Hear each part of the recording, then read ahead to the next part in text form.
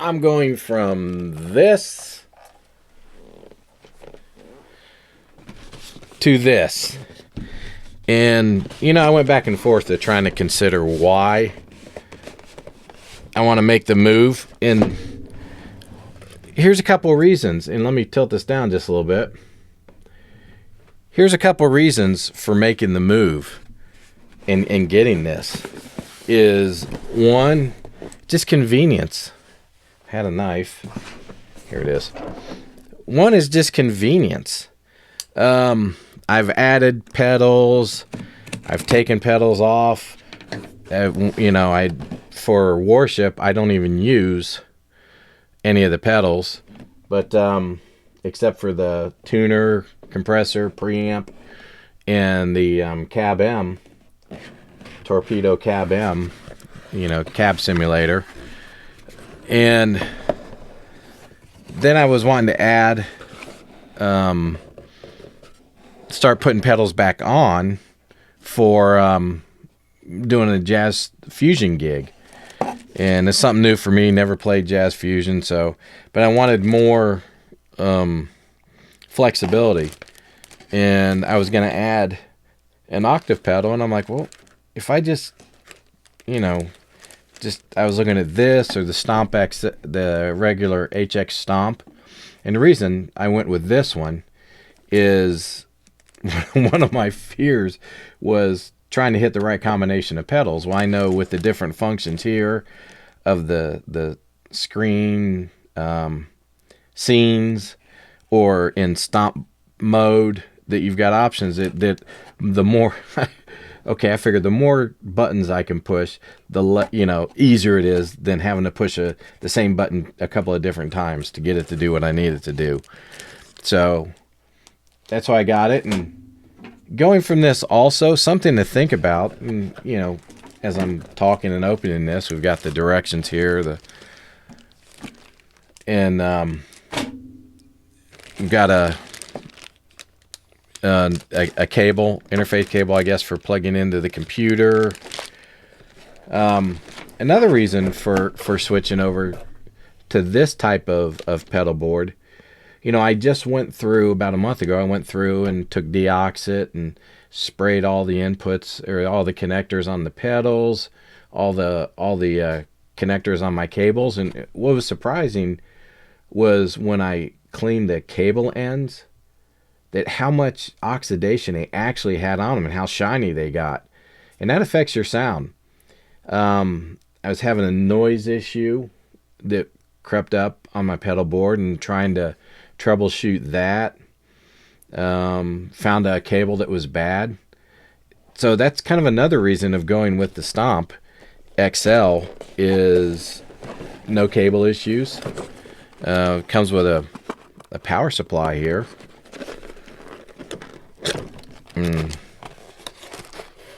Just your typical power supply.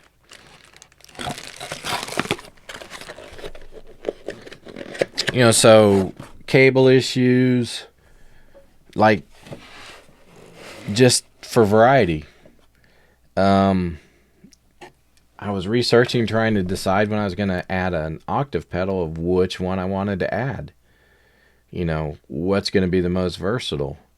Well, with the Line 6 product here, then you've got tons of options. You've got control over it. Make them exactly the way you want it. So here it is. Let me get the box out of the way. Man, I actually went in and I weighed my pedal board, and then I weighed with the box here, and let's see what the difference is. I wrote it down. So, of course, I was with the case and the cables. It's about 15 pounds for a pedal board, and for this in the box was just I'm doing the math here. Wait a minute. Oh yeah, was like maybe 4 pounds. So going from 10 or more, 15 pounds of this. So going from this to this. Oh, I don't know what I just did, hit my computer. So that was another reason, just for convenience and the size. I kind of got tired of lugging that pedal board around.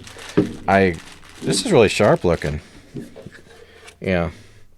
And I know Line 6 is probably getting ready to come out with a whole bunch of new stuff. I'm always that guy that gets like the last model because it's not as expensive. The switches feel really solid. You know.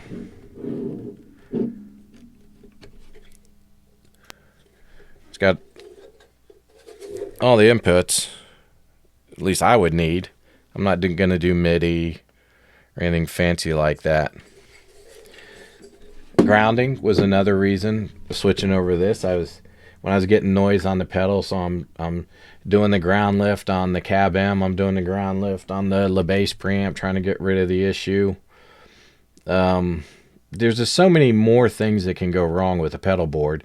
And I know there are purists out there that they say, well, it's not going to sound the same analog. It's kind of funny. I'm going full circle because years ago, I started playing praise and worship bands in 2008, and I went directly in my amp and didn't use any effects. And then I got I think a Boss multi-effects pedal board, and I got rid of that. Then I got the old Line 6 Bean. Yeah, and was it the black one or the red one? You know, the old Bean pod thing? I got that. Then I bought the 4-switch with the expression pedal addition to that. Back then, you know, the sounds just weren't that great, quite honestly, on the effects. And the one thing I liked about it is it had the simulated mic that helped it breathe a little bit. So I went from the Bean to the XT Live pedal, Line 6 XT Live pedal, I think is what I went to. Then I went away from using anything again, and then went back to where I started building the pedal board. But the reason I say this, I'm willing to try this again because I think the technology has really gotten better with the sounds of the effects and everything. And so I want to give it a try. I'm really excited about getting this thing set up. And really, because I've kind of learned from the Cab M how to tweak. You know, I've heard these presets are horrible on these, and they probably are.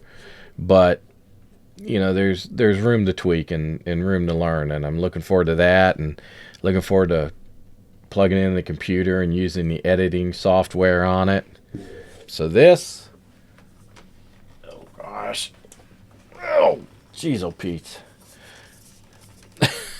Come on. This... being replaced by this. I'm looking forward to it, and I'm sure I'll be sharing that with you guys. You can check out another video I did about worship pedal boards. Some of you may agree with it, you may disagree with it. Down below I'll put in a link on the last video on worship bass pedal boards. Are they really necessary? You're looking for a review on this. And I've got something else that'll be coming in soon that I'm excited about. It's a Sire V5 24 fretless. The 24 fret fretless Sire hopefully will be in at the end of this month. Been waiting on it for about a month now. And I'll be sharing that with you too. You know, like, subscribe, and I appreciate you watching. And remember to serve well and have fun.